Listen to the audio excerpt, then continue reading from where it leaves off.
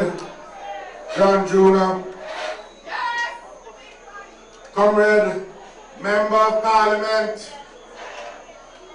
and General Secretary of the People's National Party, Comrade John Jr., Comrade Peter Bunting.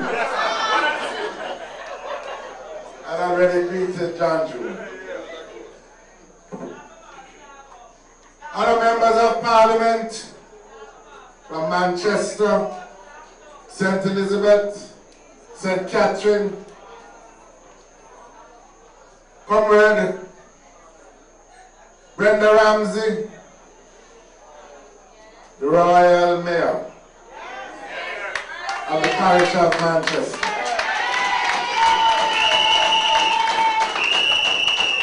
Comrade Councillors, Comrade Donovan Mitchell, especially as the co-host, other councillors, councillor caretakers,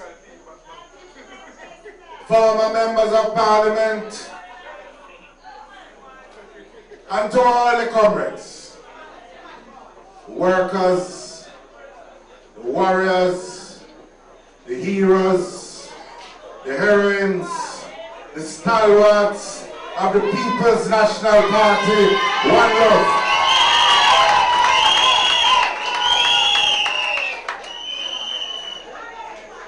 Comrades, I am very, very pleased to be in the parish of Manchester, and I am particularly pleased to be here at Bellefield.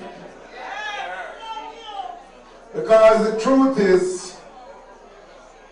if there is any place in Jamaica that I am entitled to call home, it is Manchester and Bellefield in particular. You know, when I was coming down from Kingston this afternoon, I realized that it is really here, right here, just down the road there going toward Blue Mountain, that my first understanding of the People's National Party developed. With my grandfather, who was councillor for more than a decade here in the Bellefield division. And it has been PNP from then till now. But more than that, I believe the parish of Manchester, both my grandparents on both sides, my grandfather, my grandmother on my father's side, on my mother's side, my grandfather was up in Shotley as teacher. Middlesex School, elementary school. My grandmother come from Chantilly, live in Shotley. So if you cut my veins, what you see is Manchester blood run out of it. But more than that, is round here, I learned the difference between pint and quart and gallon, because I used to measure milk when it forgot condensed. I learned the difference between Valencia orange and navel orange and civil orange. I learned to tell the difference between pea dove and ground dove and ball pate. I learned the different kind of yam, yellow yam, apple yam, white yam, St. Vincent. It is here in this parish, right here, that I understand what it is to love this land of Jamaica. And I tell you more. I tell you more. Manchester is a special parish. Very special place. Because it is in Manchester that those values that have been at the heart of the Jamaican dream, the value of hard work, the value of independence. There was never a man or a woman who felt that they were dependent on another person.